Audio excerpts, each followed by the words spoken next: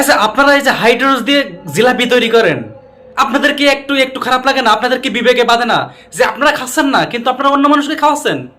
বিসমিল্লাহির রহমানির রহিম। আসসালামু আলাইকুম। এই যে খাদ্যে ভেজাল বাংলাদেশে একেবারে প্রত্যেকটা সেক্টরে,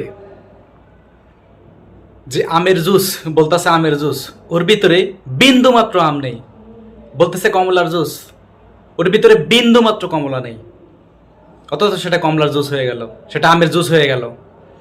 এই যে জিলাপি তৈরি করতেছে, হাইড্রোজ দিয়ে জিলাপি তৈরি করতেছে, যেটা একেবারে মানে বিষ।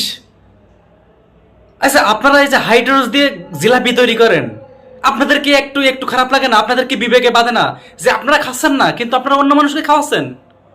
এবং তারা একেবারে মৃত্যুর কোলে ঢুলে পড়ছে এই যে হাইড্রোজ দিয়ে জিলাপি খেয়ে। আপনারা প্রত্যেকটা সেক্টরে আপনারা এই যে মানুষকে এই যে একটা ভোগান্তির ভিতরে ফেলছেন। শুধু ভোগান্তি না, তো একেবারে মানুষ মৃত্যুর কোলে ঢুলে পড়তেছে।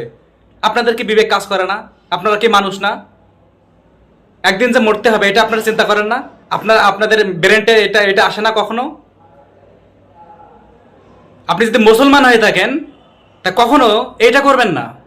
কঠিন হিসাব দেওয়া লাগবে মৃত্যুর পরে আপনাদের। এই যারা হাইড্রোজ দিয়ে তারা জিলাপি তৈরি করতেছেন, শুধু হাইড্রোজ না, প্রত্যেকটা খাদ্যে ভেজাল বাংলাদেশে।